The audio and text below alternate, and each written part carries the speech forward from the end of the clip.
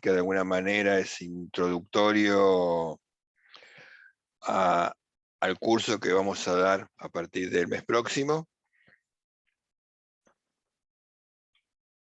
Este es el tema, y para comenzar invito a Enrique que se presente y luego lo haré yo. Bueno, mi nombre es Enrique Larriguet, soy ingeniero en electrónica con algunos añitos de trabajo en el área. Como verán, todos los libros que tengo ahí atrás, mentira, es una foto de internet. Bueno, espero que la charla de hoy les resulte motivadora, resulte interesante. Y bueno, los esperamos a todos aquellos que tengan interés en el curso que vamos a dar el mes próximo. Bueno, Adelante. gracias Enrique. Los códigos QR, si alguno lo desea conocer un poco más sobre nosotros, los van a llevar a nuestros perfiles en LinkedIn.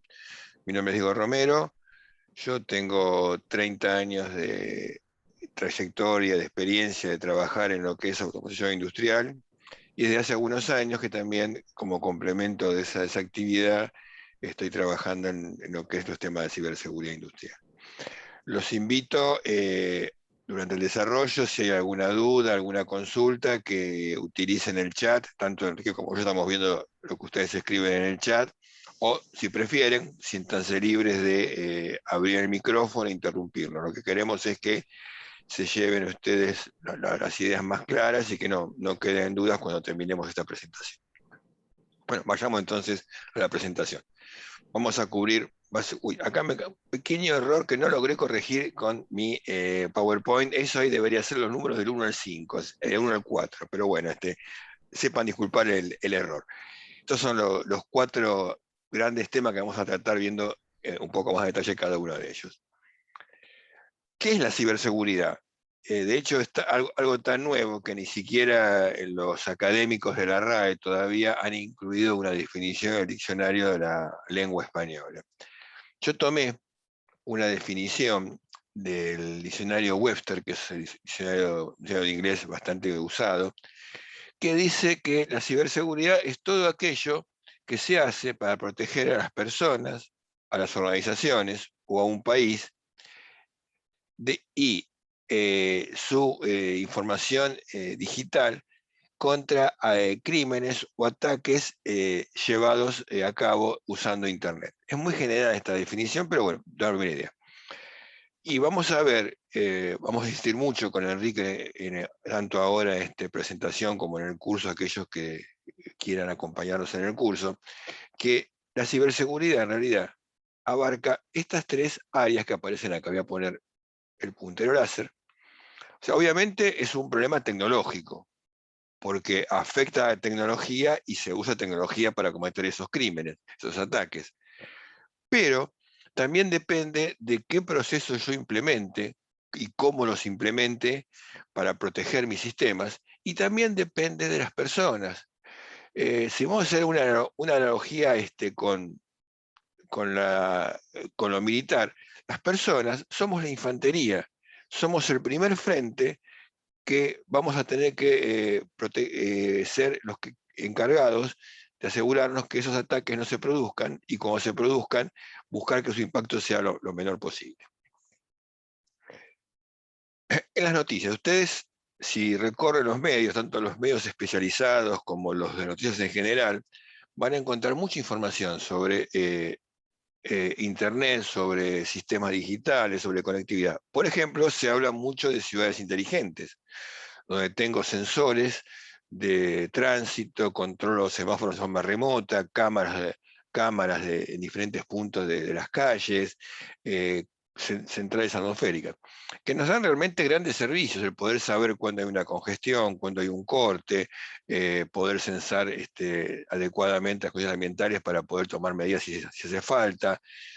Pero todos esos dispositivos que se van conectando a Internet, vamos a hablar enseguida un poco más de esto, también son puntos de entrada en los cuales un atacante podría aprovechar para crear situaciones complicada. Imaginen, por ejemplo, como ya ha pasado en algunas ciudades, incluida la ciudad de Buenos Aires, que un atacante pueda tomar control de la central de semáforos y a la hora pico hacer que todos los semáforos estén en verde o todos en rojo. La ciudad sería realmente un caos. Algo que traigo a colación con Walmart es lo que ustedes van a escuchar cada vez más, hablar de cadena de valor, o sobre todo en las publicaciones en idioma inglés de supply chain, cadena de suministro. ¿Qué es esto? Bueno, cuento por qué trajo a colación a Walmart, que no tiene nada que ver con ciberseguridad industrial. Hace algunos años Walmart recibió una multa millonaria en Estados Unidos por permitir que un atacante se infiltrara en sus sistemas informáticos y robara datos personales de miles de clientes de Walmart. Tarjetas de crédito, domicilios, perfiles de compra, seguro social. ¿Y cómo ocurrió esto? Bueno, Walmart tenía contratado una empresa que mantenía el aire acondicionado de sus locales. Un técnico de esa empresa se cree que aparentemente fue un actor inocente, no sabía lo que estaba ocurriendo, conecta su notebook a la red de Walmart para hacer mantenimiento. Esa notebook tenía un software malicioso que se infiltra en la red y permite que el atacante tome control y robe esa información. Cadena de suministro, cadena de valor. O sea, no basta que yo piense cómo protegerme, sino me tengo que asegurar que mis clientes, mis proveedores, mis contratistas, mis subcontratistas, o sea, alguien que yo no tengo relación directa, pero que de alguna manera interactúa con mi sistema, esté consciente de estas temáticas y se proteja. Y también ha pasado en informática industrial. Hace unos años, el artículo 2018, un importante fabricante de robot para líneas de montaje de automotriz tenía en sus dispositivos vulnerabilidades que permitieron que atacantes se infiltraran en Tesla, General Motors, Toyota y algunas más que optaron por no hacer público esos incidentes. De vuelta, un proveedor especializado en un tema muy específico como es la robótica para líneas de montaje automotriz, que no tenía bien resuelto el tema de ciberseguridad, permitió que varios de sus clientes más importantes sufrieran ataques. El sector se denomina infraestructura crítica, lo que es energía, provisión de agua y alcantarillado, gasoductos, ciertas industrias que son fundamentales para un país, también sufren ataques. Por ejemplo, este año, dos de las principales empresas de energía de Brasil, Electrobras Nuclear y Coppel, sufrieron ataques de ransomware que comprometieron seriamente los sistemas. Si bien no causaron grandes apagones, sí comprometieron la operación. Y quizás, y eso en la invitación a este evento está mencionado, ustedes tengan presente aún el ataque a Colonial Pipeline, un importante operador de un poliducto de la costa de Estados Unidos, que prácticamente paralizó, porque dejó sin combustibles durante varios días a todos esos estados que aparecen ahí en la imagen, incluyendo también tráfico aéreo, porque parte del combustible transportado por ese poliducto abastecía aeropuertos. Fíjense cómo un ataque informático, incluso por las características del mercado norteamericano, subió el precio de la nafta, bueno, una serie de situaciones muy, muy complicadas que impactaron tanto la parte operativa como la parte económica. Entonces, fíjense cómo la ciberseguridad es cada vez más importante. Y ustedes me dirán, ¿y nosotros? Bueno, solo a modo de ejemplo, tiempo atrás, una cooperativa muy pequeña de la ciudad de Esquel, sur de la Argentina, sufrió un ataque de ransomware que le comprometió, afortunadamente para la parte operativa, solo la parte administrativa, ahí las redes estaban separadas, pero de todas maneras, durante varios días, esa empresa se quedó sin poder facturar, emitir diferentes documentación, que le complicó seriamente la operación. Entonces, hoy la ciberseguridad es un tema muy, muy importante. Siempre yo utilizo en estas presentaciones información de este portal, acá abajo tienen la referencia, los invito a ingresar. Es una organización con base en Alemania que tiene acuerdos con una gran cantidad de los más importantes fabricantes de herramientas de seguridad. McAfee, ESET, todas las empresas que se dedican a eso. Por un lado, ellos lo que hacen testeo de herramientas y le dan los resultados. Si uno quiere elegir un antivirus, por ejemplo, es un buen lugar para hacer una comparativa. Y también sus asociados le proveen información sobre la software que se ha detectado. Bueno, acá vemos en la serie anual cómo la cantidad de malware detectado, no siempre con consecuencias de un ataque exitoso, pero fíjense que ya a lo que va del mediado de septiembre, esto lo bajé el lunes, ya tenemos más cantidad de detecciones que el año pasado, y esto representa 5 millones por día aproximadamente. Y esto, dicen los expertos, que esto no va a disminuir. De hecho, la pandemia hizo que se incrementara notablemente. Bien. La firma ESET es una firma que tiene base en Europa, pero que tiene mucho base en toda la región, de México para el sur. Eso tiene Argentina, tiene un laboratorio de análisis de software malicioso. Todos los años elabora una encuesta con sus principales clientes, donde de alguna manera se mide la sensación de qué está ocurriendo con esos clientes. Y bueno, en el informe que corresponde al 2020, que se presentó recientemente, y si alguno tiene interés, yo después le puedo pasar el link para el informe completo, una pregunta era: ¿qué incidentes tuvo durante 2020? Bueno, acá están las respuestas. Y fíjense que malware es el más importante, acceso indebido, y si bien estos sistemas, muchos de estos, no están vinculados a sistemas industriales, seguramente algunos de estos casos sí pudieran afectar sistemas industriales. Y la otra pregunta de esa encuesta es la percepción. ¿Qué es lo que más nos preocupa? Bueno, todos los especialistas consultados, que es toda gente del área de sistemas vinculados al tema de ciberseguridad, las empresas, y hay el espectro es muy amplio. Hay pymes, hay empresas medianas, hay empresas grandes consultadas. Fíjense que la principal preocupación es el acceso indebido, que también está vinculado a la información, y código malicioso. De vuelta, si bien los sistemas muchas veces no son directamente industriales, pero pueden serlo. Bien. Ahora, a veces se dice que esto es un tema exclusivamente de nosotros los técnicos, los ingenieros, pero no siempre es así. ¿Por qué? Porque si el Foro Económico Mundial es una organización que nuclea a muchos países y a muchas organizaciones y empresas, cuyo principal objetivo es hacer un seguimiento de la marcha mundial de los negocios y de evaluar, entre otras cosas, cuáles son los riesgos que pueden impactar en la evolución de esos negocios. Todos los años se hace una encuesta entre los asociados donde se les pregunta las diferentes situaciones que pueden cometer los negocios y que se evalúen del punto de vista de la probabilidad que esa situación se produzca y el impacto que tendrían los negocios. Esto corresponde al informe 2021, y fíjense que falla de ciberseguridad y la concentración de sistemas digitales está bastante arriba, tanto en impacto si eso ocurriera y en la probabilidad de que ocurra. ¿Qué quiero decir con esto?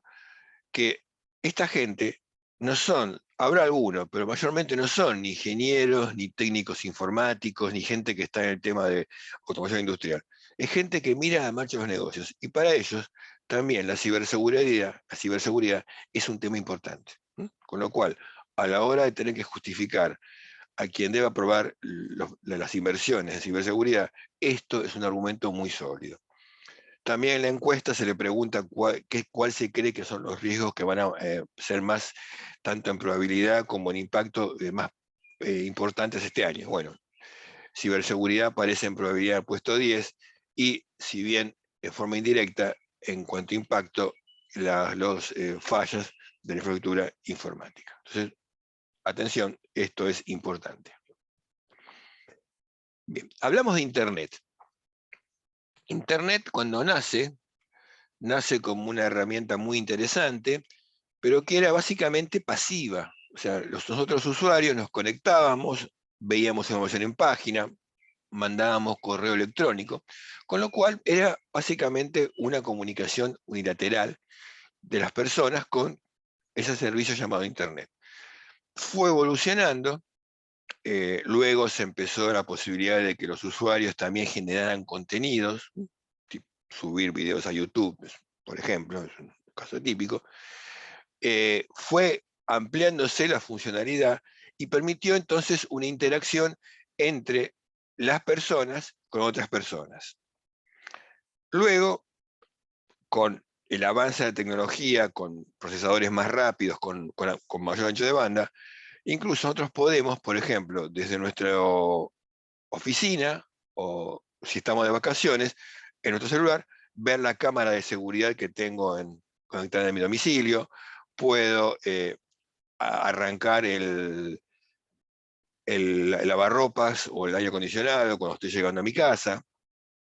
Hay hasta cafeteras que se conectan a Internet. Bien, eso permite que las personas interactúen con otras personas y con los equipos, con los dispositivos.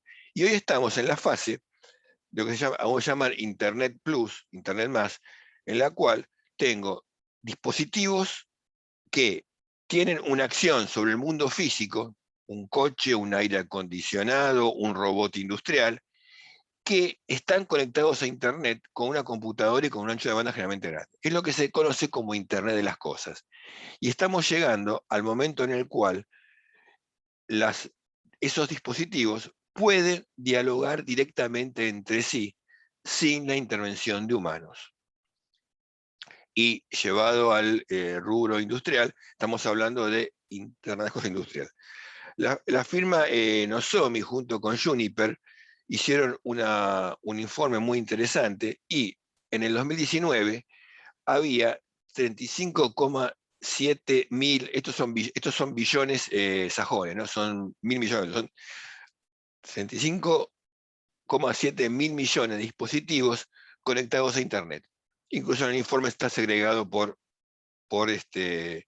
región. Ese mismo informe, en base a los expertos que lo elaboraron, hacen la proyección que esa cifra sería de 83 mil millones para el año 2024. Dispositivos conectados a Internet que algunos interactúan con personas y otros actúan directamente entre ellos. Imagínense, obviamente las posibilidades son fantásticas, pero también los riesgos son importantes.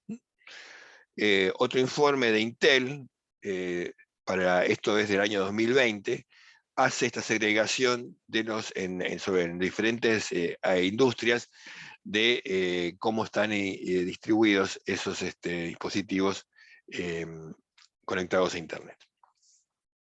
Entonces, justamente, esto nos da fantásticas posibilidades, pero también nos plantea situaciones que debemos considerar fuertemente. ¿Y por qué tenemos que considerarlo? Bueno, en los comienzos de Internet, y lo que estamos viendo acá es en la Universidad de California, en Los Ángeles, es la función 3420, donde ese equipo que se ve en el fondo fue uno de los dos nodos de la primera conexión de la entonces llamada ARPANET, una red del Departamento de Defensa norteamericano, que luego dependería de los gobiernos de Internet. Esa Internet fue concebida como un sistema para vincular entre sí gente que estaba trabajando en proyectos con el gobierno, algunos laboratorios del gobierno, otras universidades, otras empresas privadas, pero era gente que estaba trabajando de forma colaborativa con un objetivo común, y donde evidentemente por ese objetivo común era impensable que alguien usara esa infraestructura de comunicación para causar daño. Entonces la seguridad de base nunca fue un concepto de diseño original de Internet, que es justamente lo que nos plantea hoy estas situaciones importantes.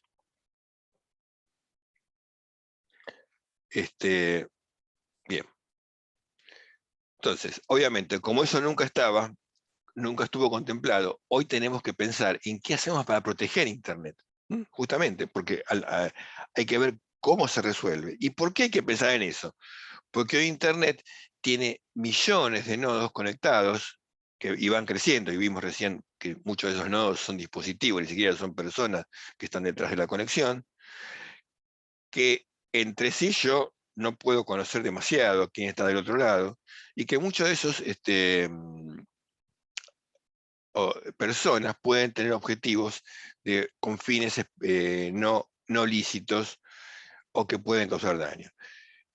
Aprovecho acá para hacer una pequeña digresión. cuando yo empecé a trabajar en informática industrial hace ya algunos años, había virus, había ataques, pero en general quienes estaban detrás de esos software maliciosos eran lo que yo llamo de alguna manera anarquistas digitales, que lo que buscaban era demostrar lo que sabían, lo vivo que eran, mostrarse más inteligentes que las empresas que fabricaban software y hardware, que obviamente causaban daño, pero su fin principal era ese, era destacarse.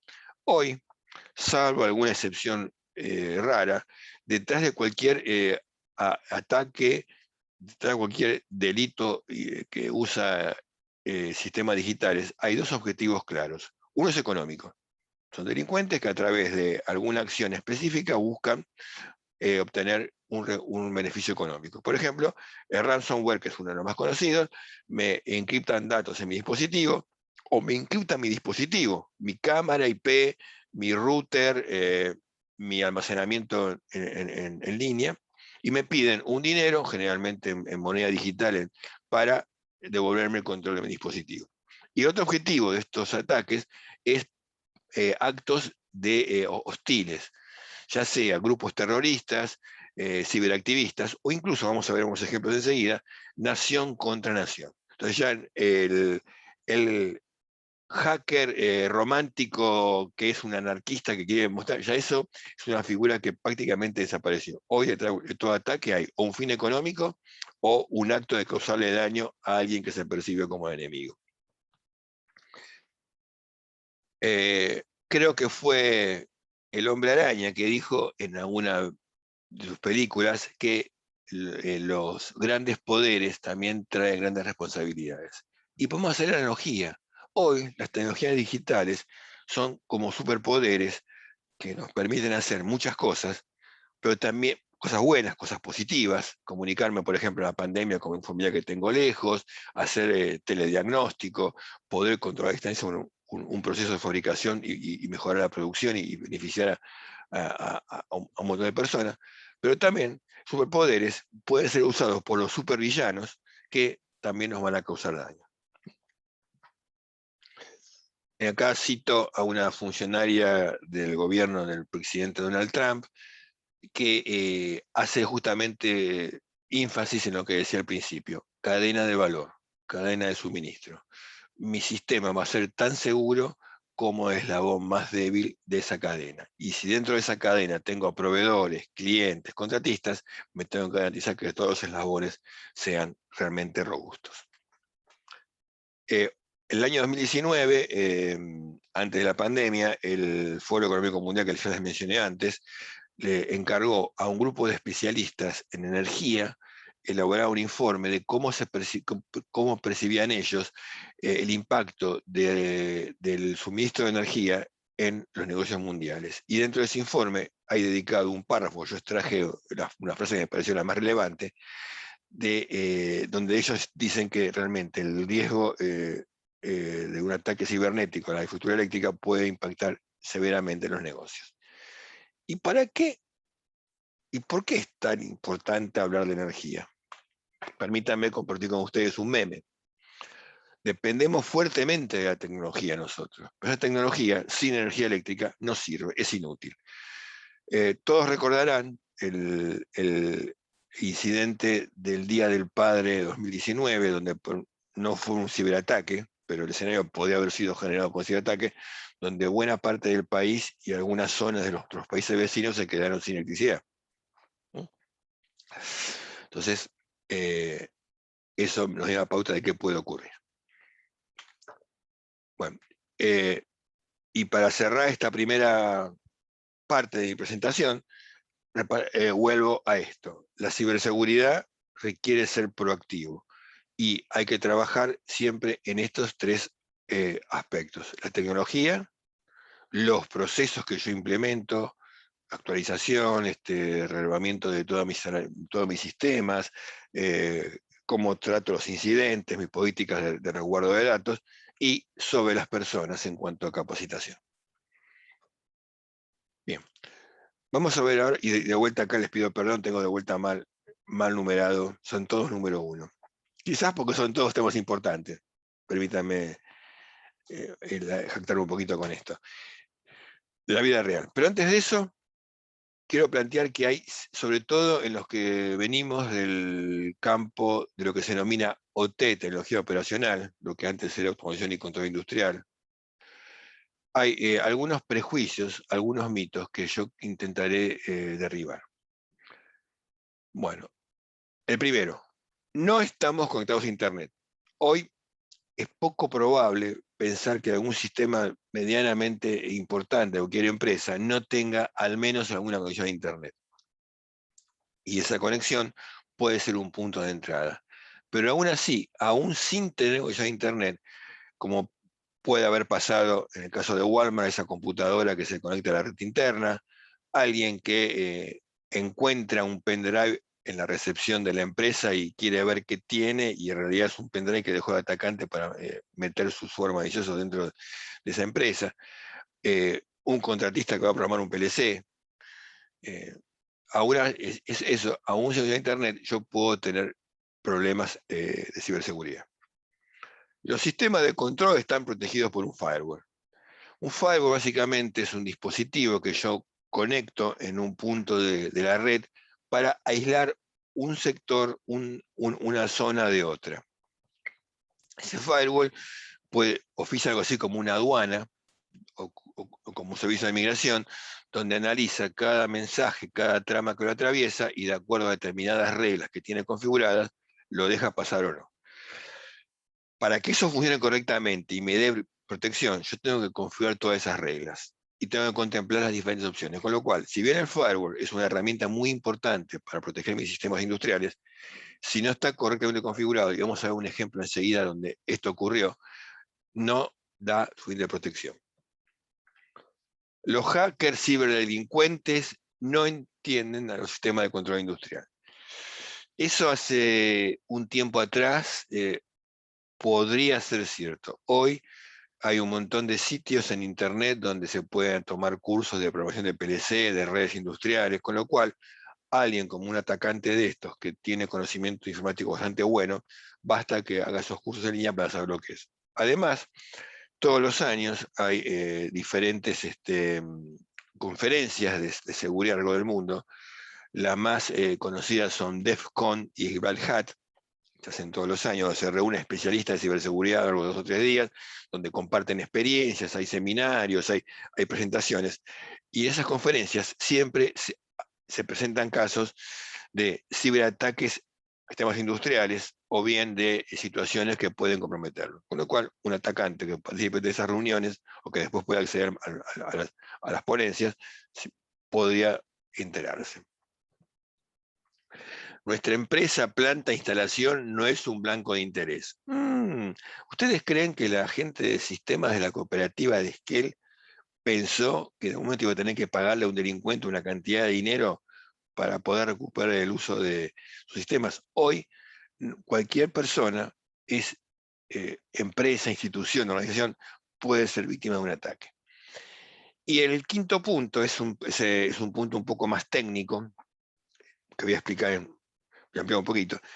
Los sistemas SIS, sistemas instrumentados de seguridad, son una serie de equipamiento que yo en sistemas críticos, por ejemplo, un gasoducto, un oleoducto, un horno siderúrgico, una planta petroquímica, despliego para monitorear permanentemente el funcionamiento del sistema, y cuando hay apartamentos que llevan a condiciones peligrosas para las personas, para la instalación o para el medio, lo llevan a una condición de parada segura.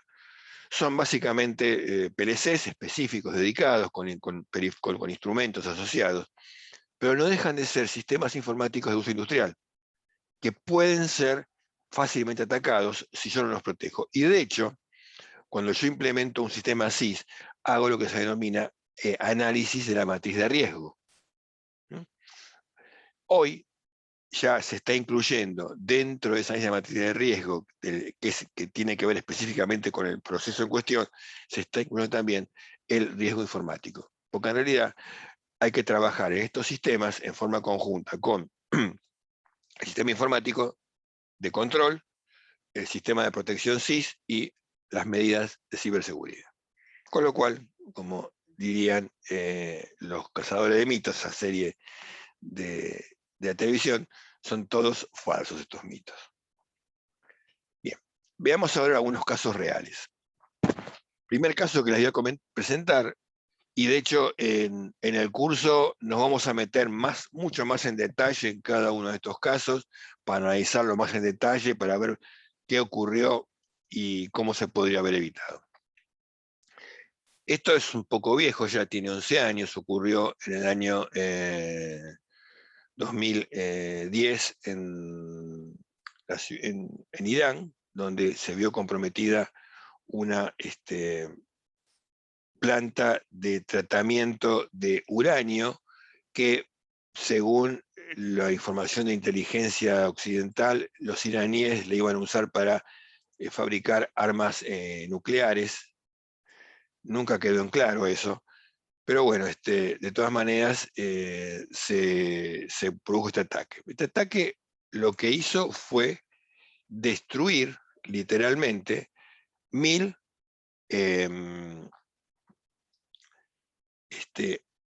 centrifugadoras. ¿Mm? Son los equipos para concentrar uranio, las destruyó. Y tiene, básicamente el ataque se produjo por una infección que se cree que entró por un pendrive, que se conectó a una computadora. No queda en claro si fue un agente de inteligencia occidental infiltrado o si fue algo que se dejó en algún lugar para que inocentemente un empleado de la empresa lo usara.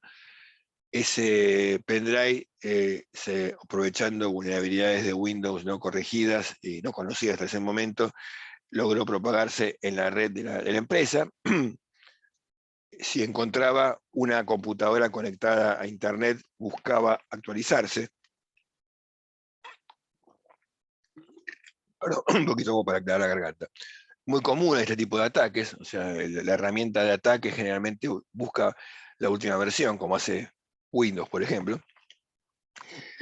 Cuando llegó al objetivo, ¿el objetivo qué era? Era la computadora que estaba conectada a los PLCs que comandaban las centrifugadoras y donde corría la SCADA que permitía visualizar el funcionamiento de todo el proceso.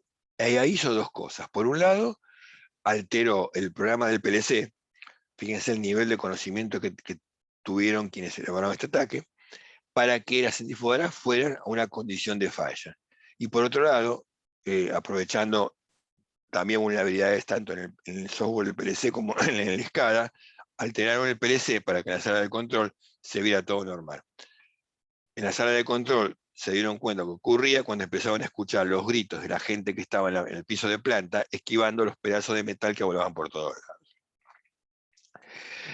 Esto, si bien no fue reconocido, hay mucha información en línea, incluso aparece en Wikileaks, se cree que fue un ataque coordinado del Servicio de Inteligencia Israelí Mossad con la CIA para perjudicar, y de hecho eso se logró, el desarrollo del plan nuclear iraní, que era percibido en Occidente como con fines bélicos. Tiene también algunos par de primicias, entre comillas. Se considera el primer ciberataque que tiene consecuencias reales en el mundo físico. O sea, hasta este momento había habido robo de datos, había habido servidores que habían dejado de funcionar, pero nada se había roto, nada se había dañado en el mundo físico.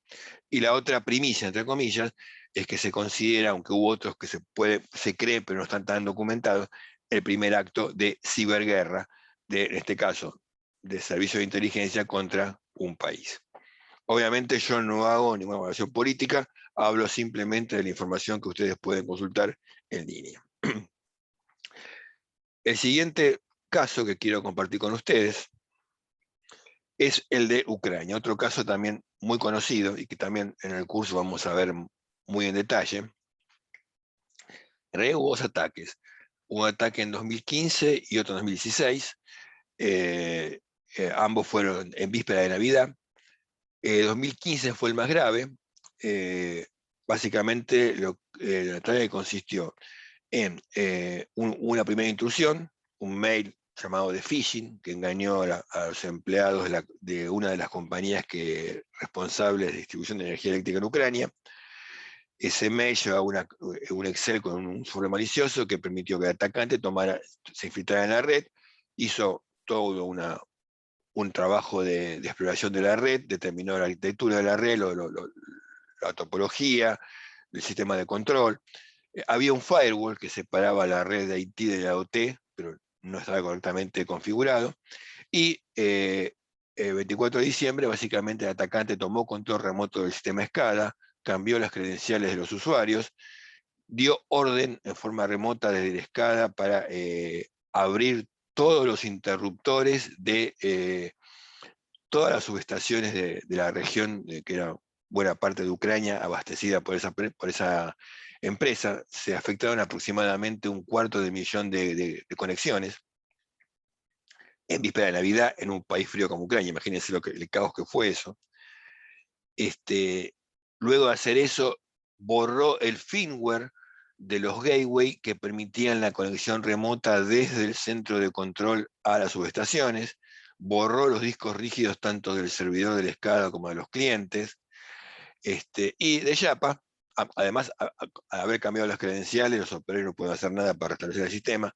Además de Yapa, hizo un ataque de negación de servicio con el call center, con lo cual los pobres ciudadanos ucranianos, cuando llamaban para ver qué pasaba, no podían conectarse. Y de paso, había UPS de todos los sistemas conectados en red, apagó las UPS. En 2016 hubo ataque similar que busqué, pero que falló porque aparentemente la información que se recabó en el ataque de 2015 no era completa y los atacantes no pudieron llevar a cabo su acción.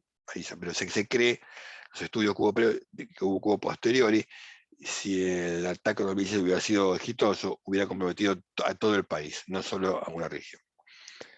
Acá también se considera que es un acto de ciberguerra, si bien hay menos evidencia. Desde la fractura de la Unión Soviética, Rusia y Ucrania estuvieron en permanente conflicto. Hay una zona de Ucrania que se quiere separar del país porque se consideran rusos. Hay milicias separatistas. Ha habido choques bélicos en la frontera de ambos países. Esas milicias derribaron un avión occidental, sobre todo el ucraniano, para comprometer al gobierno ucraniano en ese momento. Si bien el señor Putin no lo va a admitir, todo indicaría que fue un ataque ordenado por servicios de inteligencia. Ahora bien, ustedes con todo derecho me pueden decir, Diego, escúchame, la Argentina, su plan nuclear es pacífico, nadie va a venir a atacarnos porque vamos a hacer una bomba nuclear. O, salvo una cuestión futbolística como la última que se dio con nuestro seleccionado, no hay conflictos que lleven a una escalada bélica con los países vecinos.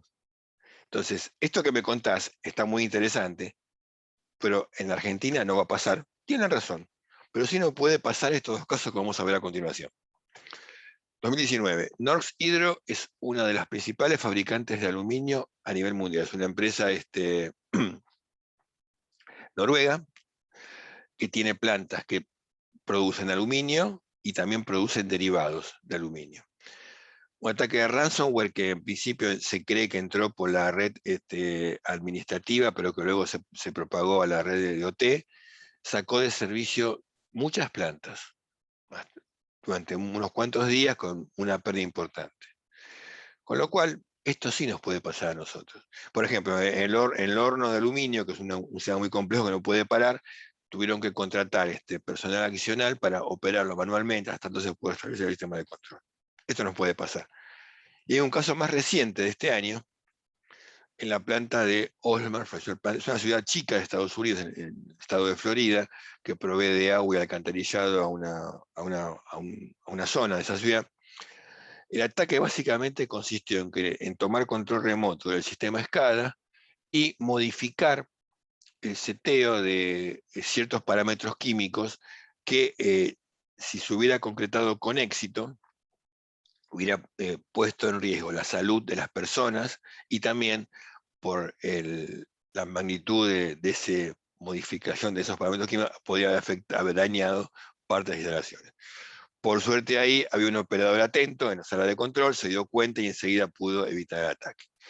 Ahora, esto es un buen ejemplo de una combinación de situaciones que se pueden dar y que llevaron al ataque. Primero, por la pandemia, se había previsto que los operarios trabajaran con TeamViewer en forma remota. O sea, TeamViewer es una herramienta que a mí me permite tomar control remoto de una computadora para manejarla. TeamViewer tiene una configuración básica con una contraseña conocida, pública, y después tiene, opcionalmente, opciones de seguridad mucho más robustas. Bueno, estaba con la configuración básica. El atacante pudo entrar a la sala a controlar la computadora del SCADA por esta razón. Pero además, estaban usando Windows 7 en los sistemas, que es un sistema operativo obsoleto para el cual ya Microsoft no da más soporte, y el cual se sabe que todavía tiene vulnerabilidades. Y un tercer elemento, que eso vamos a desarrollarlo con mucho más extensamente en el curso, es cuando yo quiero defender un sistema, tengo que tener diferentes capas de defensa. Y una capa es a nivel del PLC directamente. Yo debo en el PLC incluir, por un lado, prestaciones que lo hagan robusto frente a ataques, pero además en la programación, si hay situaciones críticas como esta, yo debo contemplarlas. Yo, por ejemplo, si fuera programador de ese PLC y sé que hay ciertos parámetros químicos que son claves que tienen que estar en tu rango, yo programaría lógica de enclavamiento en el PLC para que nadie, de alguna manera, como pasó en este caso, pueda en forma remota modificar esos parámetros y llevarlo a valores peligrosos. Bien. Bueno. Esto entonces es casos reales. Hablemos un poco ahora de cómo hacemos para proteger los sistemas. Vimos un escenario, vimos algunos casos concretos de ataques, veamos qué se puede hacer para proteger los sistemas. En todo análisis de ciberseguridad se habla de 12 elementos. La probabilidad de que el evento en cuestión ocurra y su impacto. Eso me define el riesgo. Entonces yo, antes de hacer nada, tengo que evaluar el riesgo de mi instalación, tengo que ver hasta cuánto reduzco el impacto y la probabilidad, esas son las medidas que voy a tomar, para llegar a un nivel de riesgo aceptable. Bien. En ciberseguridad se maneja el concepto del cubo de John McCumber, que fue uno de los primeros especialistas en trabajar en el tema, hace ya algunos años, y que es una guía de dónde y cómo trabajar para asegurar mi sistema. Ese cubo tiene 3 ejes, un poco como el cubo de Rubik. Primer eje me define cuáles son los atributos de la información y de los sistemas que yo debo proteger. Vamos a hablar enseguida en detalle de esto: confidencialidad, integridad y disponibilidad. Son los 3 atributos. El otro eje me define para la información y de alguna manera en los sistemas dónde debo actuar cuando se transmite, cuando se almacena y quizás la más difícil, cuando se procesa. Cuando estoy cargando datos, cuando estoy imprimiendo, cuando estoy generando un reporte. Y el tercer eje es dónde debo aplicar yo las medidas. Y acá de vuelta aparece lo que vimos al principio.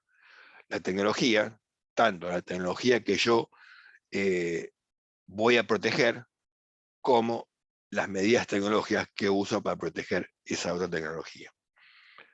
Las políticas y procedimientos, todo aquello que yo hago para que los sistemas sean seguros, procedimientos de actualización, procedimientos de copia de seguridad de datos críticos, procedimientos de ante un incidente cómo respondo, cómo me recupero, procedimientos de fijar responsabilidades, de revisión. Y obviamente las personas, que somos, como decía yo, el primer frente de defensa contra los ciberataques. Se está viendo que cada vez más los atacantes buscan engañar a las personas para permitir iniciar su ataque. Esos son los 3 ejes.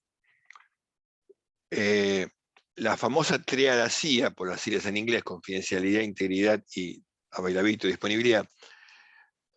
La confidencialidad básicamente me dice quiénes son los que pueden acceder a determinada información o a determinado sistema, extendiendo lo que son tecnologías, sistemas OT. Integridad es preservar la integridad, la consistencia, la exactitud de la información en todos sus estados, en tránsito, en almacenamiento o en procesamiento. Y disponibilidad es que los datos y los sistemas se puedan utilizar cuando hagan falta. Son los tres ejes sobre los cuales yo trabajo. Ahora bien, dependiendo de dónde yo me pare, de qué sistemas esté hablando, voy a tener diferentes prioridades. En un sistema, lo que se denomina como IT o tecnología de información en castellano, esta es la prioridad. Para un banco, por ejemplo, es fundamental mantener la confidencialidad de los datos de sus clientes. Entonces, si hay un bug en el sistema de home banking que puede afectar la confidencialidad, voy a parar el home banking por un par de horas. Hace poco mi banco me lo hizo, el fin de semana anterior, para corregir eso. Seguramente voy a tener quejas de los clientes, voy a tener mis encuestas van a dar más ese mes, pero seguro confidencialidad. Obviamente la integridad es importante, pero la disponibilidad es el tercer factor. En cambio, en sistemas industriales, el panorama es otro. El elemento es la disponibilidad. Yo me tengo que asegurar que mi PLC, mi sistema SCADA, mi sistema de control distribuido, estén operativos todo el tiempo. Si controla un horno siderúrgico de gran tamaño, si controla una planta petroquímica, un gasoducto, un apalancamiento de agua, debe estar disponible. Obviamente la integridad y la confidencialidad importan, pero con menor grado de prioridad que la disponibilidad.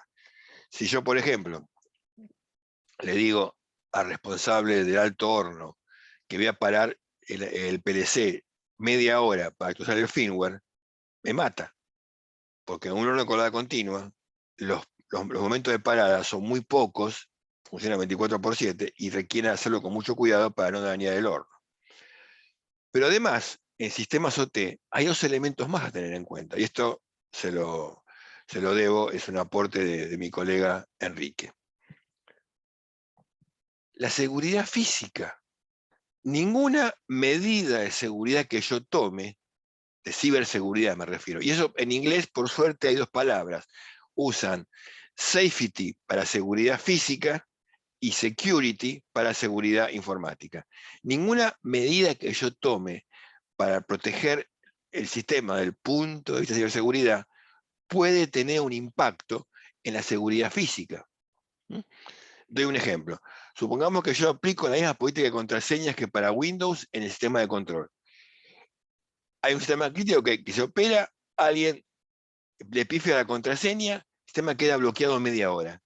En esa media hora pueden pasar un montón de cosas, desde perderse producción hasta que alguien se muere, o que haya una explosión que afecte al entorno. Y si bien con menor prioridad, también hay que tener en cuenta la eficiencia. Si mis medidas de ciberseguridad produce una baja de 20% en la productividad de ese proceso, seguramente tengo mis días contados en esa empresa. Entonces, por eso la mirada es distinta. Hay una histórica rivalidad, por eso arranqué con versus entre la gente de IT y de OT. Hoy, para que la ciberseguridad funcione bien, en realidad requiere el trabajo conjunto, el trabajo en equipo de los especialistas, de los técnicos, de los ingenieros de las dos áreas. Porque hay muchas de las medidas de IT que sirven acá para proteger a los sistemas, pero que deben adaptarse. Y la gente de OT debe contarle cómo son sus sistemas para que quizás puedan hacer esa adaptación o quizás busquen medidas distintas. La ciberseguridad tiene estos aspectos que se deben tener en cuenta cuando yo trabajo. Tengo que hacer, ya sea un sistema nuevo o un sistema existente que quiero proteger, tengo que evaluar cuáles son las vulnerabilidades, los riesgos donde yo puedo tener problemas. El diseño tiene que también contemplar todo lo que es los riesgos posibles para incluir dentro del diseño esas protecciones necesarias. La implementación también tiene que hacerse correctamente, porque yo puedo tener un PLC o un firewall que permite prestaciones muy buenas, pero si no las configuro correctamente, y desperdiciar dinero en esos equipamientos. Una vez que el sistema está funcionando, es importante hacer un monitoreo permanente de esos sistemas, de manera tal que cualquier incidente, cualquier situación normal pueda ser detectada a tiempo, pueda hacer frenar un momento de ataque, y de no poderse frenar, minimizar el impacto y luego poder rápidamente recuperar el sistema. Y el mantenimiento. Dentro de esto entra actualización de firmware, de parches de software, capacitación, y también, acá también entra lo que es respuesta a incidentes. Dentro de esto hay 4 áreas de trabajo donde se trabaja: todo lo que es permisos, de accesos, y acá hablo tanto de las personas como de los sistemas entre sí. Protección, las medidas de protección, la detección, situaciones anormales, y la respuesta frente a ese tipo de situaciones anormales. Hay una serie de estándares y de especificaciones y de marco de trabajo que funcionan con lo que es ciberseguridad. Hay algunas que son específicas de países. Básicamente en Estados Unidos hay sobre todo después de septiembre, hay una oficina que se dedica específicamente al tema. Hay algunas que son específicas de segmentos como agua, petróleo, energía. Y hay organismos internacionales como la ISA y el IEC, que son los que han elaborado estándares. El estándar más conocido, utilizado en ciberseguridad industrial, es el estándar IEC 62443, que está derivado del estándar de la ISA, de la International Society of Automation, ISA 99. Son en realidad un conjunto de estándares que trabajan, vuelvo para un momento, que trabajan en cada una de estas áreas, pero que también incluyen a lo que es el diseño de los equipos y al mantenimiento. Las fases, básicamente, cuando yo utilizo el estándar, son estas que aparecen acá. Hay una evaluación inicial de riesgo, a partir de ahí yo voy a definir cómo voy a segmentar mi sistema, cuáles son los niveles de riesgo que yo voy a aceptar, y a partir de ahí genero el diseño, implemento las medidas, y luego otro capítulo de estándar me dice cómo debo operar y mantener ese sistema. Todo esto lo vamos a ver muy en detalle en el curso. Decimos, las áreas responsables son las dos, tanto OT como IT. Bien. Voy rápido porque esto prefiero que después darle espacio a Enrique, que tiene cosas muy importantes para compartir con ustedes. En un producto, cuando digo ciberseguridad por diseño, lo que estoy diciendo es que el producto en sí venga ya con prestaciones de ciberseguridad. Hay algunas que están establecidas en el estándar, qué funciones debo implementar, por ejemplo, en un valor de velocidad, en un PLC, sistema de control distribuido, y hay un ensayo que, si bien lo hace un particular, lo hace la firma Voltage, que está muy aceptado en la industria, que lo que hace este ensayo me define 2 niveles de robustez frente a problemas en la comunicación de las redes industriales. Entonces, un fabricante que desea ensayar el equipo, contrata con esta empresa el ensayo, y luego del ensayo se define qué nivel de protección tiene.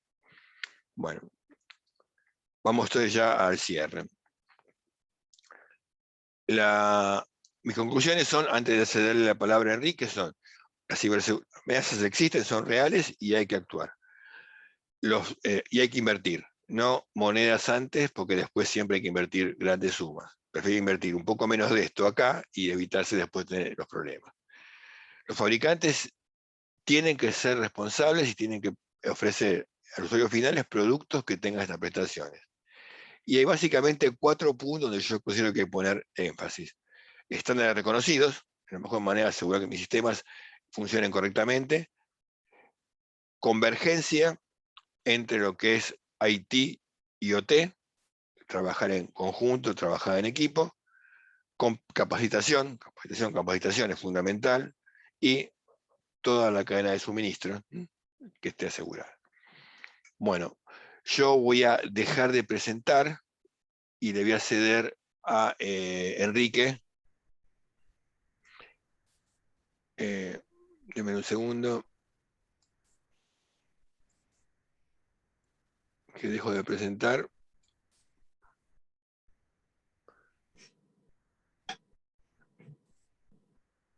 Bueno, gracias, Diego. Ya sos presentado, Enrique. Ya podés Gracias. compartir.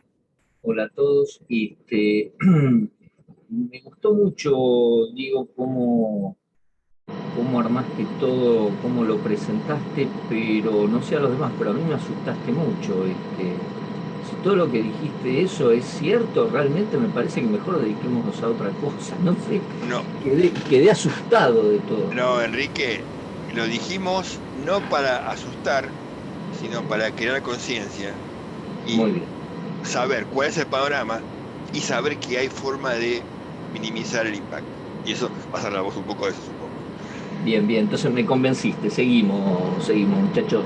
Este, lo que pasa es que me hacía preguntar, ¿no? Si todo tiempo pasado fue mejor o no, porque nosotros cuando empezamos acá teníamos las cosas, teníamos que ir equipo por equipo, configurando a mano todas las cosas.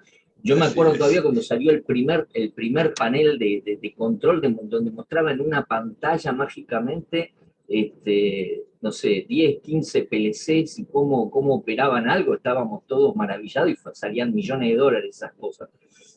Hoy son prácticamente moneda corriente, hay cientos de proveedores. Igual no vamos a poder volver atrás, así que todo tiempo moderno es mejor para esto, me parece. No sé, ¿vos qué pensás, Diego?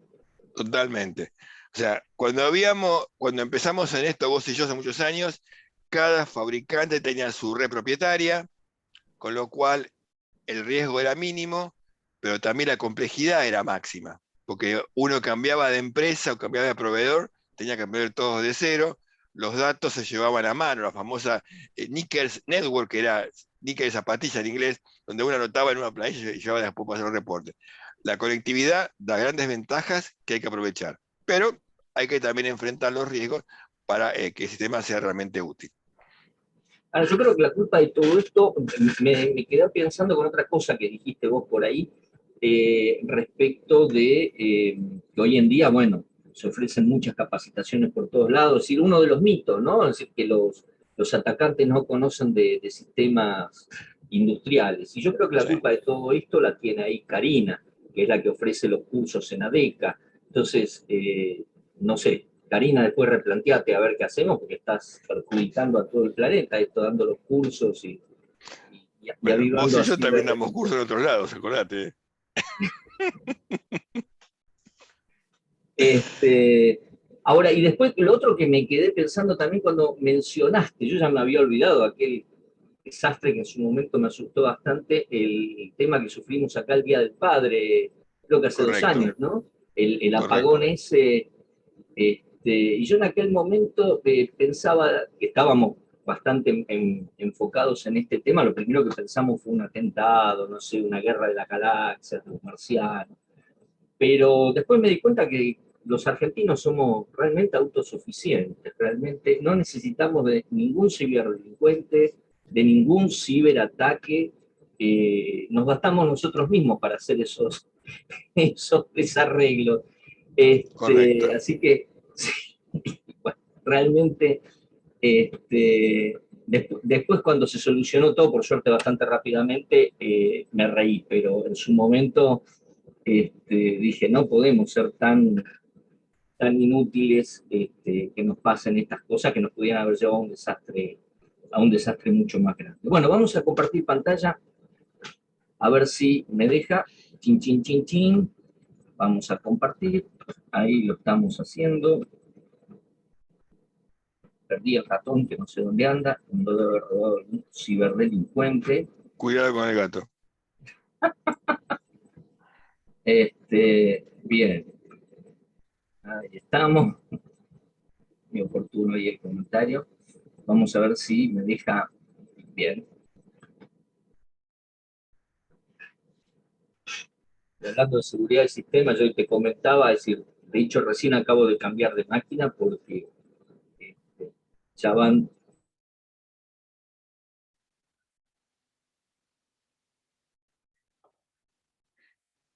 Aún no se ve tu pantalla, Ricky.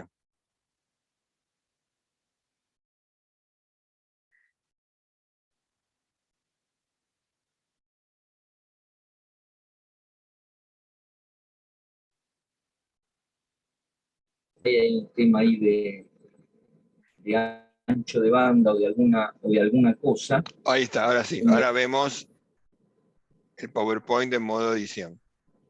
Denme un segundito, voy a cortar ahí el video. Sí, es una buena idea. Ahí está. Ahora están viendo pantalla, sí, ¿no? Sí, perfecto. Bárbaro. Diapositiva 39. Muy bien, muy bien. Bueno, y otra cosa que también me dijiste y me estaba acordando con respecto a que también mencionaste el tema de las seguridades en Haití y las seguridades en OT y todo el tema de configuración remota. Yo, por ejemplo, cuando trabajo en Haití, una de las costumbres es las configuraciones que son muy críticas, esas solo se pueden hacer delante del equipo y en consola. Y las que son más, digamos, más operativas, más cotidianas, se pueden hacer de manera remota. De hecho, es decir, no sé, vamos a algo hogareño, un router, el router de casa. Por ejemplo, si uno va a incorporar un nuevo equipo, bueno, lo puede hacer en forma remota. Ahora sí, cuando configuro, por ejemplo, alguna regla en el firewall, el cambio de puerto, algún dispositivo o ese tipo de cosas, ahí sí está bloqueado el acceso al router a distancia y bueno, hay que conectarse con un cable físicamente, con una notebook, Seguro. y hacerlo físicamente. Es decir, eso en OT es complicado. Es decir, me ha pasado un amigo de un amigo que también por poner esas configuraciones que se acostumbran en la parte de TI, de pronto haber perdido el control sobre un equipo, es decir, por un error humano, es decir, puso mal un enter y se bloqueó la comunicación a distancia y se quedó sin control, un equipo que estaba muy lejos, con lo cual estuvo varias horas sin saber qué pasaba con ese equipo. Por suerte no pasó nada, pero podía haber sido un desastre, como bien dijo Diego. Así que este tipo de situaciones hay que tener mucho cuidado, si no se pueden trasladar las medidas que uno toma en TI tal cual como están, sino hay que adaptarlas a usted y hay que conocer muy bien el proceso para no provocar este tipo de desarreglo.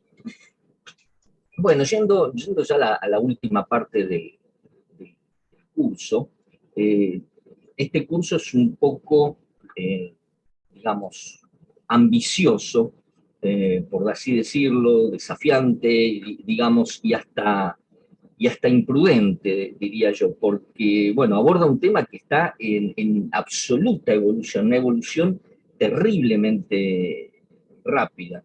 La ciberseguridad, es decir, sobre todo en el área industrial, está creciendo, por lo menos tomándose conciencia del tema a pasos agigantados.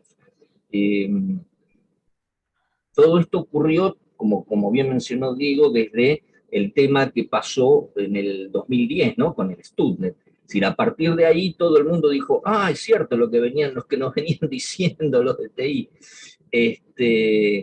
Y hoy en día, con las amenazas, lo llaman las amenazas persistentes avanzadas, que son las mismas amenazas que teníamos antes, pero hechas de una manera que no se las puede eliminar, como decir, bueno, tengo un virus, lo elimino y ya está. No, sino que se adaptan y se quedan en los sistemas dormidos y en algún momento vuelven a surgir y atacar. Entonces, ese tipo de nuevas amenazas hay que estar atentos, hay que conocer, hay que ver las metodologías o cómo se gestionan para, bueno, por lo menos minimizar el impacto si a veces no las podemos...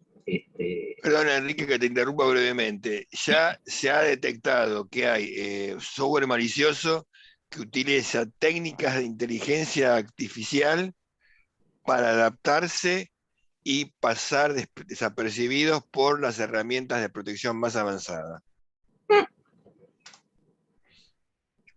con más razón, con más razón.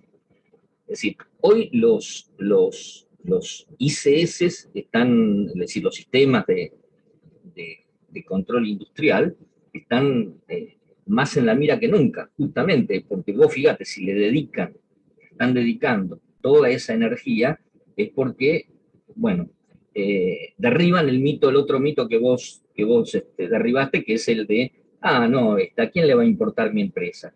No, bueno, por ahí no les importa, pero dicen, bueno, practicamos con esta, y ahí caíste en la volteada. Exactamente. Es decir, posiblemente si este tema de que las prácticas y controles que eran seguros, o que son seguros, o que consideramos, o que creemos que son seguros hoy, mañana ya pueden estar obsoletos justamente por esto que vos dijiste, Diego. Es decir, este tipo de sistemas que se adaptan, de golpe aprendieron hoy y se adaptaron para mañana poder atacarnos. Parece mágico esto, parece de película, parece de las películas de Misión Imposible, pero bueno, no, lamentablemente hoy son reales. Es decir, posiblemente esto último sea más cierto eh, para la seguridad de TI, ¿no? Más tradicional. Este, pero bueno, pero se está empezando a ver también en las prácticas de los ICS. Bueno, la idea en el curso es abordar la ciberseguridad de los ICS tanto desde el punto de vista técnico como desde el punto de vista de gestión y en algunos momentos veremos algún aspecto filosófico de todo esto. Eh, las similitudes que hay entre la seguridad de los ICS y la seguridad de TI tradicional nos dan una falsa impresión de que se trata de lo mismo. Pero justamente son las diferencias sustanciales las que nos inspiran un poco a dar el curso en el que se tiene la intención básicamente de discutir los requisitos de seguridad de los ISS junto con las soluciones operativas y de gestión. El objetivo general, digamos, en realidad del curso es mejorar la gestión de riesgos. Es decir, todo empieza por los riesgos. Es decir, Diego lo mencionó varias veces. El tema de riesgos es central. No puedo empezar a tomar decisiones si no sé dónde son los riesgos. Es decir, eso lo hacemos en todo, ¿no? Es decir, ¿dónde vamos a poner el énfasis? En todo no podemos. No nos dan los tiempos, no nos dan las energías y no nos dan los recursos. Entonces, bueno, se hace una evaluación de riesgos. Entonces, lo principal es eso, ¿no? Una evaluación de riesgos, en este caso de riesgos industriales y empresariales. Sobre todo en esta era de la convergencia, porque justamente una de las cosas que también mencionó Diego es que tiene que haber digamos, un acuerdo, un trabajo en conjunto entre TI y OT, porque, digamos, la gente de TI tiene miedo que a través de los dispositivos industriales hoy en día conectados de pronto a una nube, les invada la red empresarial y dejen de cobrar los sueldos, no sé, se ataque el sistema administrativo de sueldos y viceversa. Las redes de operaciones no quieren saber nada ni tener nada que ver con TI porque dicen, no, porque esto navegan por cualquier página, después le entran los bichos y se nos meten a nosotros. Bueno, y los dos tienen en parte razón. Pero bueno, hay que un poco nosotros con esto queremos también ayudar a limar esas diferencias y ver cómo se manejan.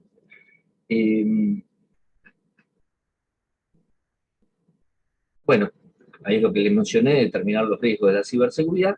Y básicamente también el enfoque del curso va a tratar los distintos temas tratando de lograr un equilibrio entre las áreas de producción y de negocio, como dijo bien Diego, es decir, las áreas de negocio buscan rentabilidad, las áreas de producción buscan tener disponibilidad todo el tiempo de la producción. Bueno, ¿cómo hacemos para tener seguridad en ambas y mantener esas necesidades que ambos tienen, ¿no? Porque la seguridad a veces va en contra de esas dos cosas. Es decir, uno a veces en su casa le pone, no sé, 3 cerraduras a la puerta.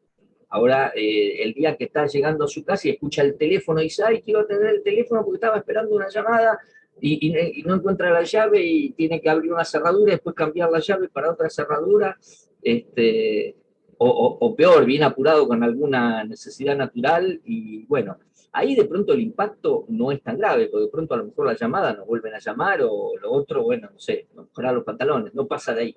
Pero en las áreas industriales, digamos, puede tener, como digo, algún impacto o consecuencia incluso a nivel de riesgo humano.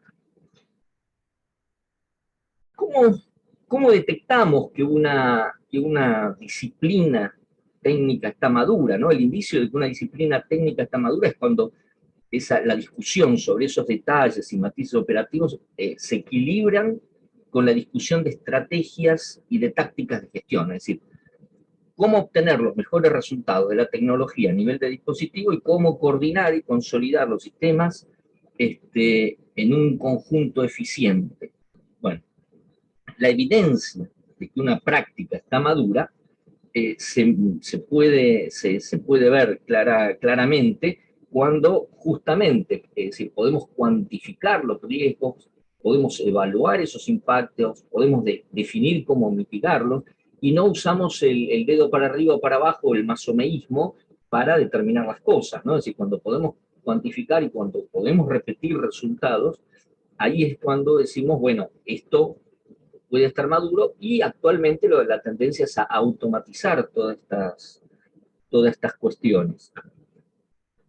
¿Y cómo podemos ver una disciplina madura? Bueno, inmadura, perdón. La evidencia, bueno, es en las prácticas que hay inconsistencia, básicamente, en las prácticas, la dependencia a veces de expertos que vienen y decimos, bueno, yo de esto mucho no sé, a ver, vamos a llamar a un experto, entonces tenemos que hacer un acto de fe con esos expertos y creer en lo que ellos nos dicen y que, bueno, esa palabra es ley.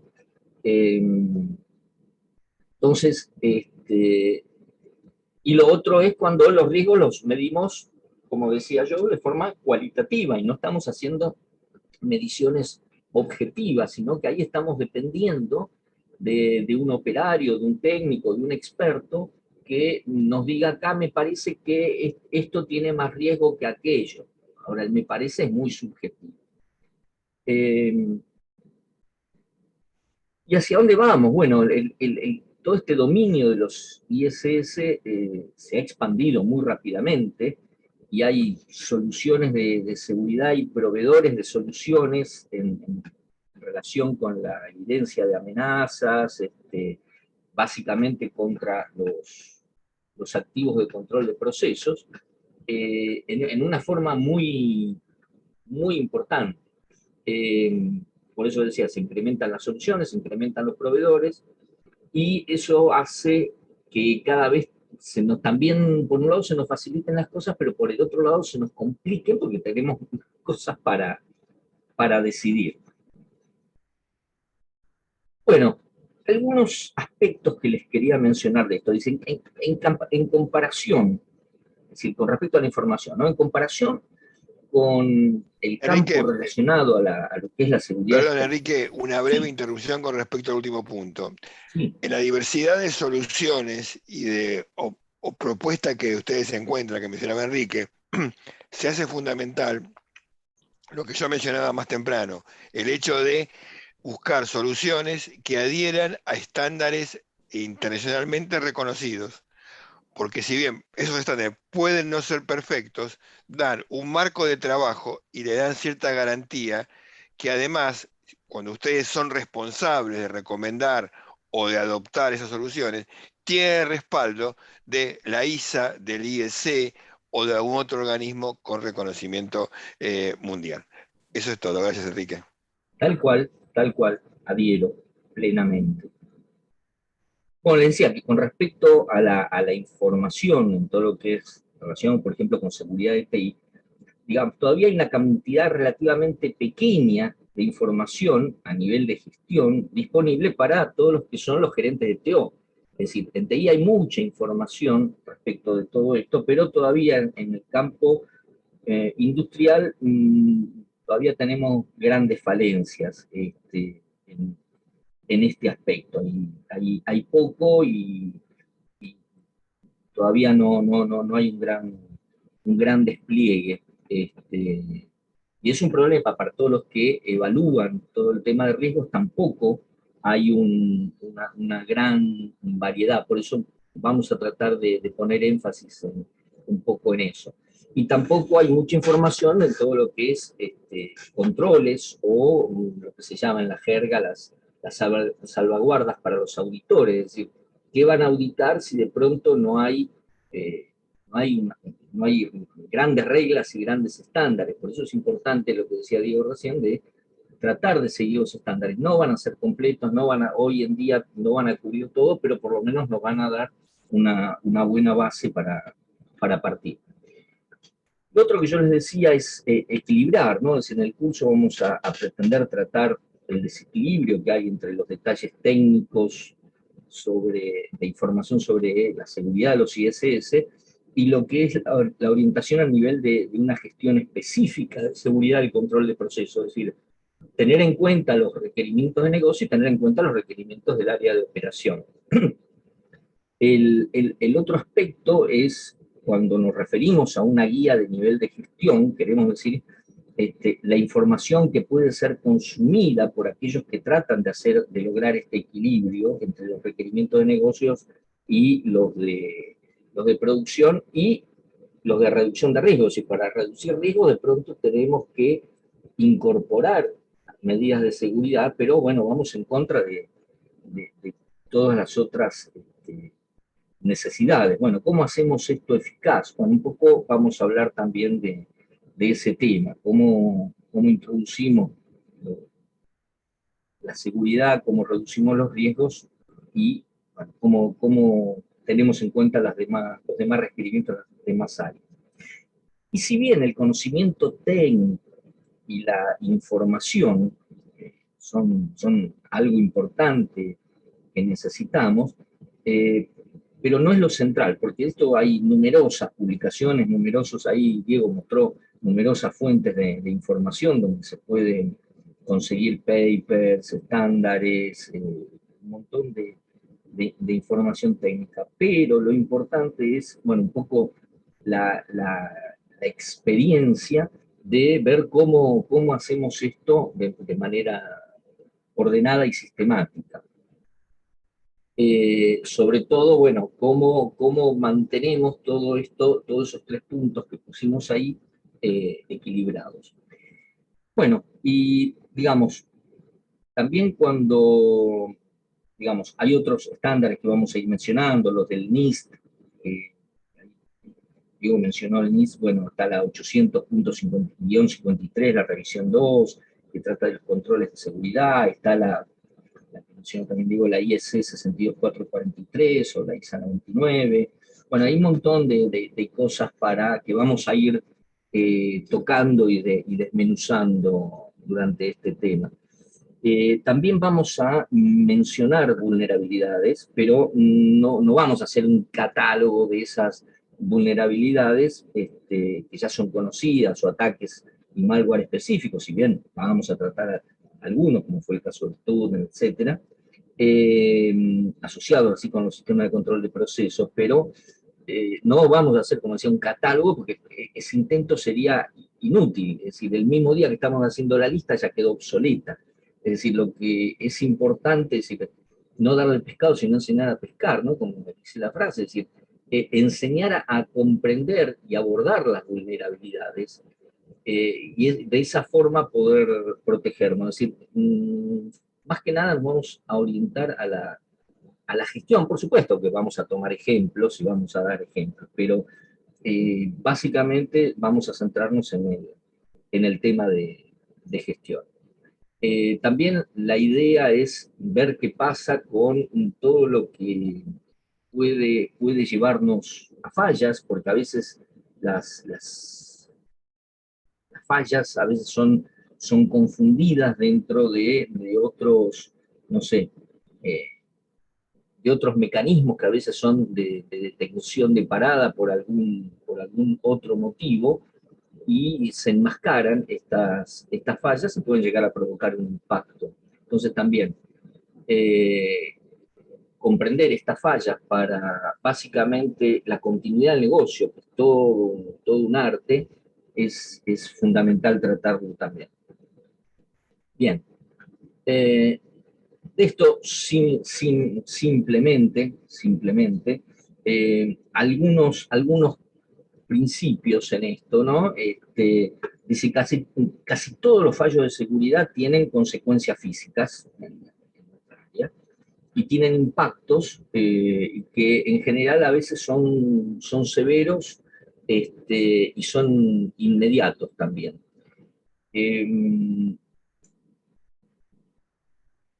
el otro tema, los problemas de seguridad, a menudo se manifiestan inicialmente como fallas, básicamente fallas de mantenimiento tradicionales o paros de un proceso, y entonces los hace difíciles de diagnosticar y difíciles de resolver, ¿no? Está todo el tema de resolución de procesos, que es toda otra área. Eh, y finalmente, la seguridad de los ICS puede ser mucho más difícil de gestionar, porque tenemos en general sistemas obsoletos o viejos o antiguos, digamos, para no tomar palabras peyorativas, donde la industria no cambia como TI, que cambia las máquinas todos los años, cambia los dispositivos permanentemente, es decir, permanentemente nos están bombardeando con información para cambiar las tecnologías de TI. Una vez que uno puso un proceso en marcha, y por ahí dura 15, 20 años, y uno no quiere tocar ni un tornillo.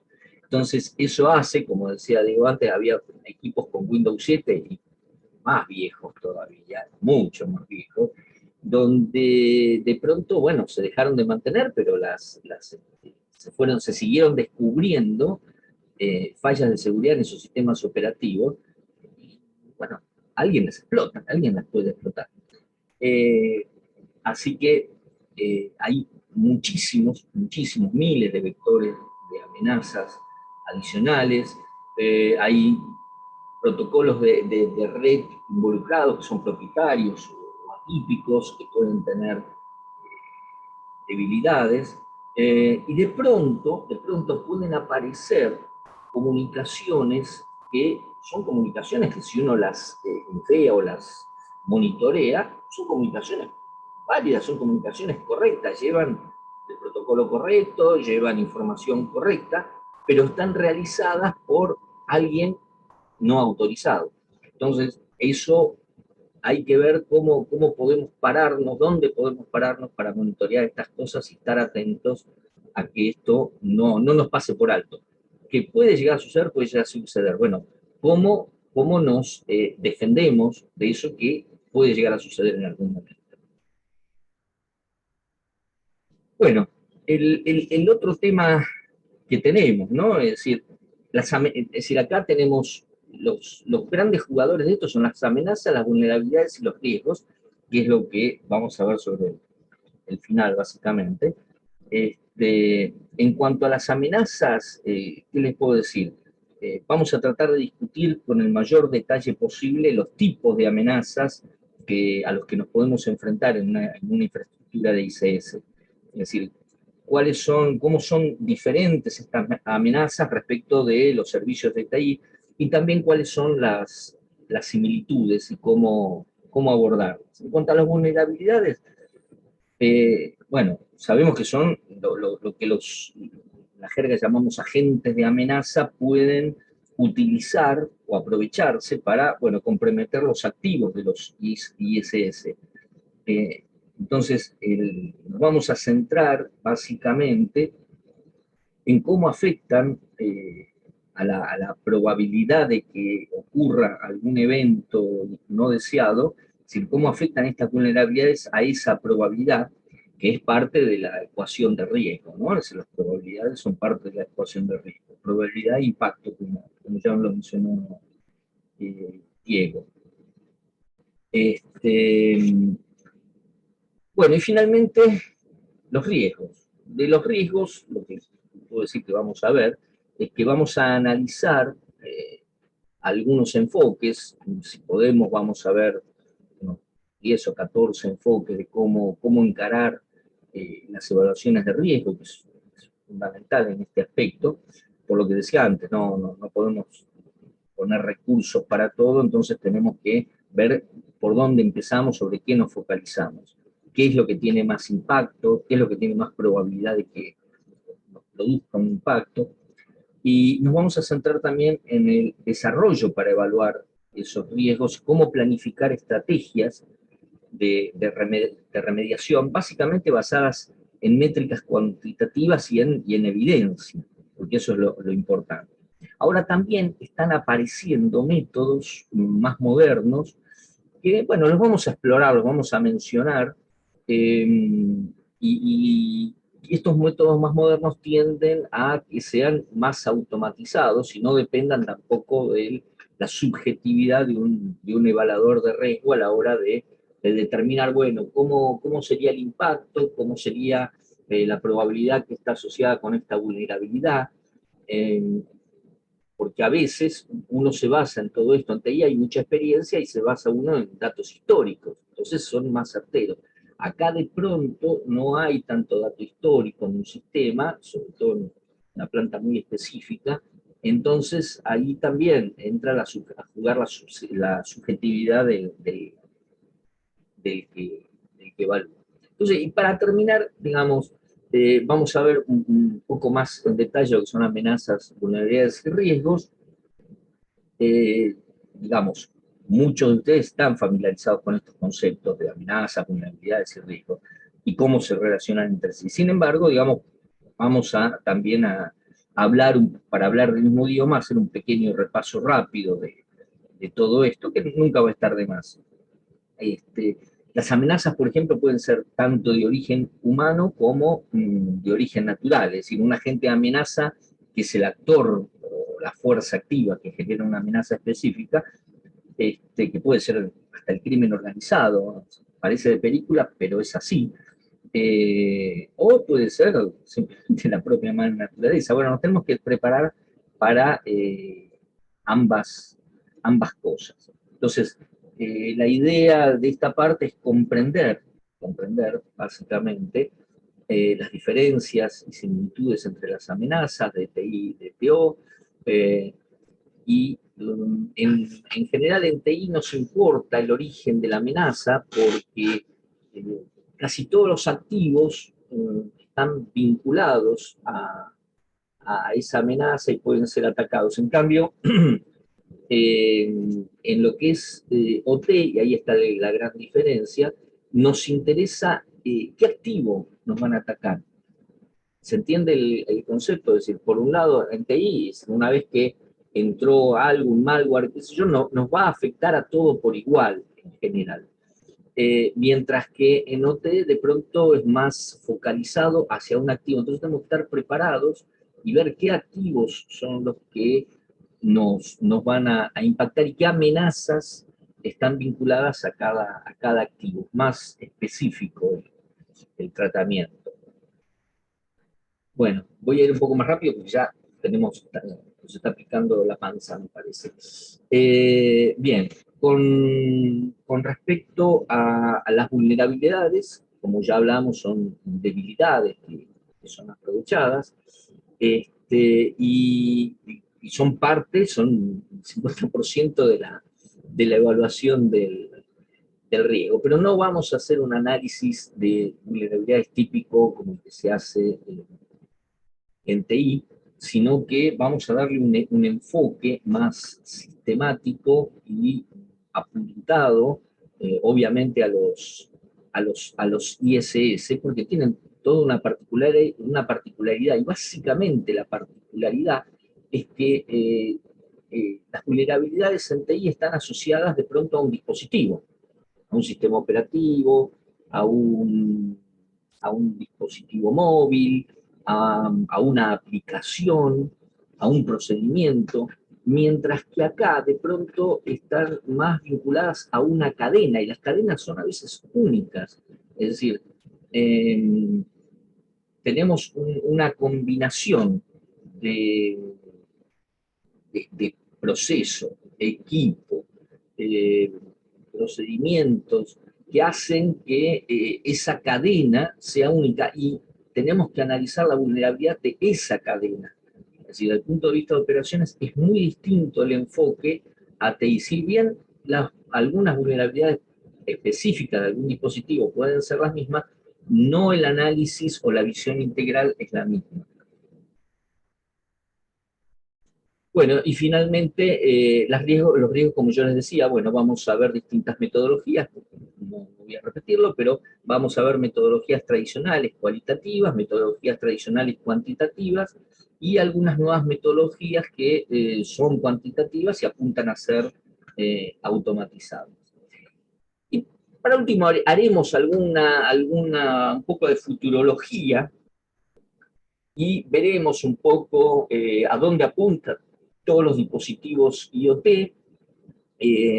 cómo es toda la filosofía de trabajo, cómo es la interacción con los satélites de órbita baja, cómo se maneja el edge, es decir, la información, y se procesa la información en el borde, después se sube, se baja, bueno, todo este tipo de cosas con las que vamos a convivir en los años venideros, de la mano de ahí del protocolo IP, es decir, Internet Protocol, la versión 6, que hoy ya está implementada en todos los ISP, solo manejan IP versión 6, ya no manejan más IP versión 4.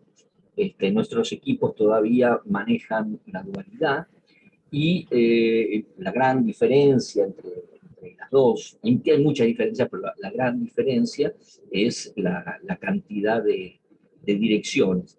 Aunque me asusta la cifra que dio Diego de la cantidad de dispositivos, que ya superó pero muy ampliamente la cantidad de seres humanos que hay en el planeta.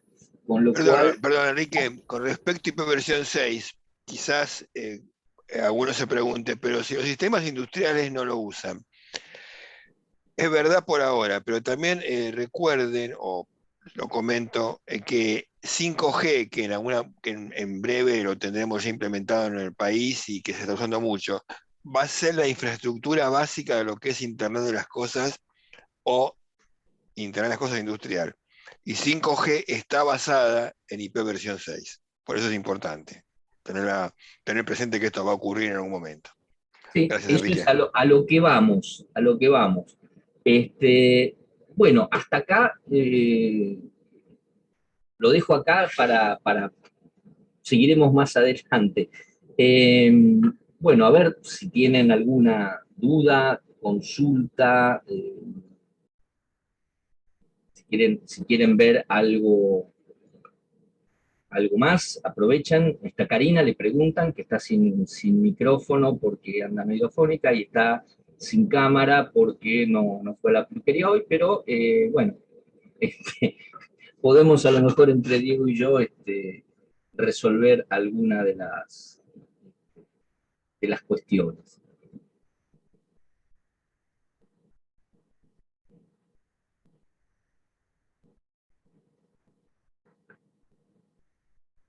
¿Alguna duda, alguna pregunta?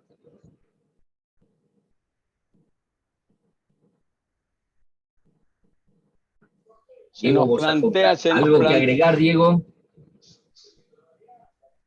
Se nos plantea un gran miedo con todo esto, che, es mucho, ¿eh? me parece. Bueno, esperemos que el curso ¿cómo se llama? Sea para que podamos despejar algunas dudas.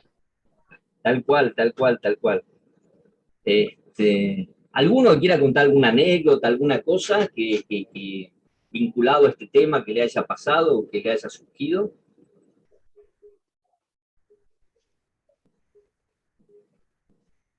¿Fuimos muy claros o los asustamos, Diego?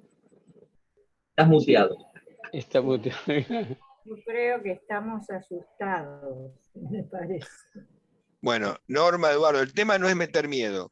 El No, tema ya es mostrar el panorama, mostrar cuál es la situación actual, pero también transmitirles que si se hacen las cosas necesarias, esa situación no es tan grave como parece de entrada.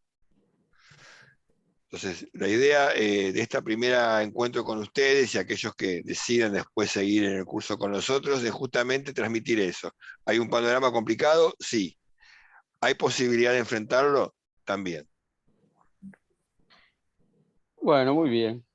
Yo como experiencia tengo la de los virus hoy justamente. No podía trabajar con la computadora porque de golpe me entraron virus que no me dejaban hacer nada. Eso sí tengo experiencia.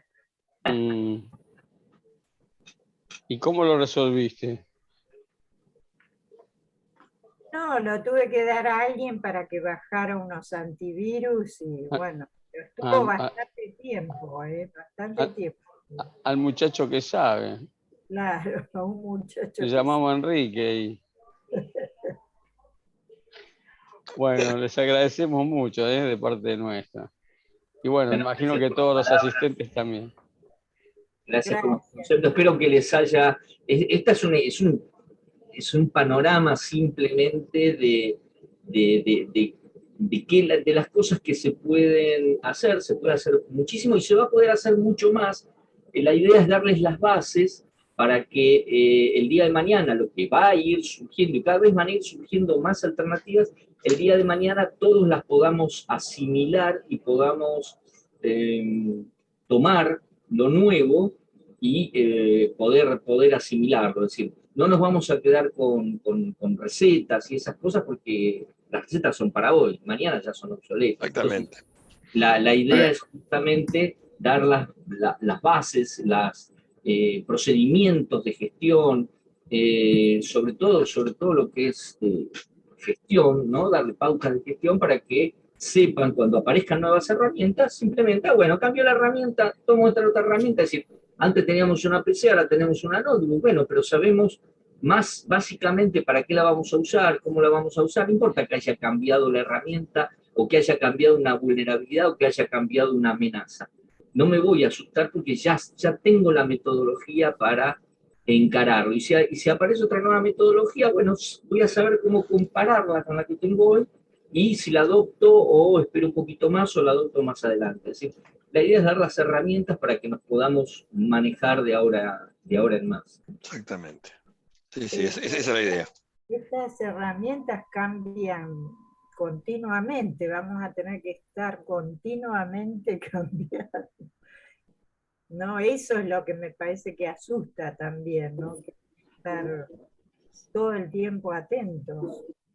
No, pero por ejemplo, yendo al caso del antivirus, el antivirus uno tiene 1X, lo que sabe es que en la gestión tiene que tener al menos un antivirus. Entonces, habrá uno que en un momento dado es mejor que el otro, el mes siguiente el otro pasa a ser mejor, bueno, van ahí parejos todos, es decir, todos los antivirus de marca en general no hay malos, son todos buenos, y uno aprendió que tiene que tenerlo, no puede no tenerlo.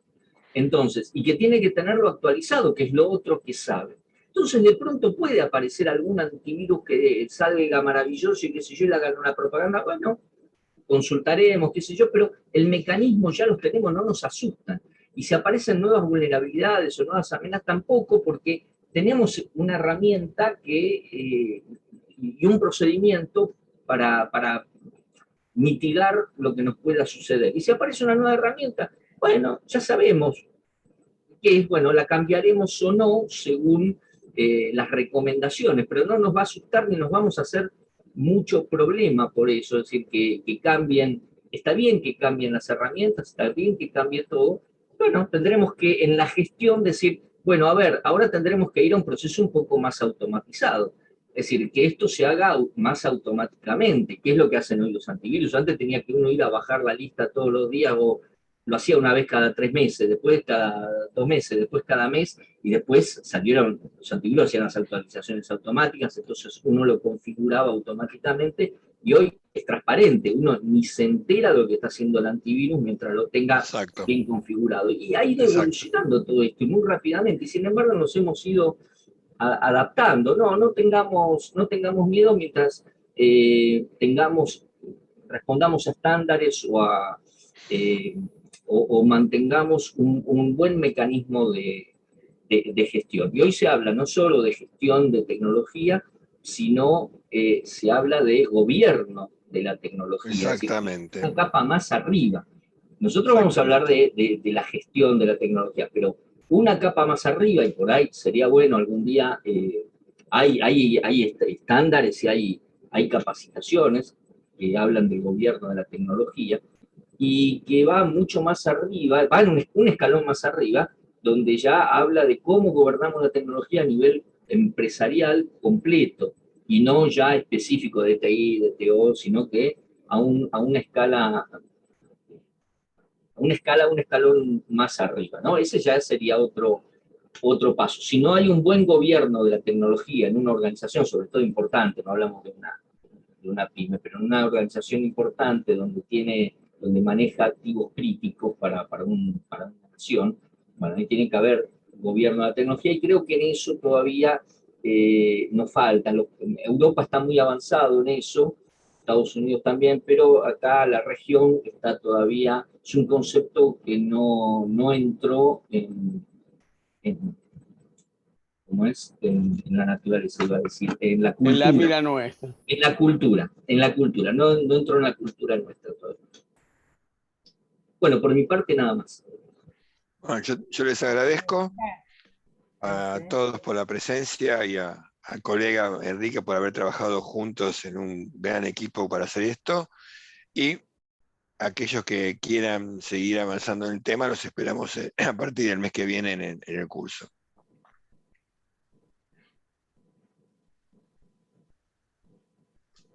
Estás muteado, Eduardo. Muchas gracias de parte de ADECA. Yo les agradezco como representante también de ADECA. Así que bueno, nos veremos en el curso. Un gran abrazo. Un abrazo a todos. Muchas gracias. Que terminen bien la jornada y que tengan un buen fin de semana en compañía de sus afectos. Cuídense. Dale, dale. Adiós. Gracias.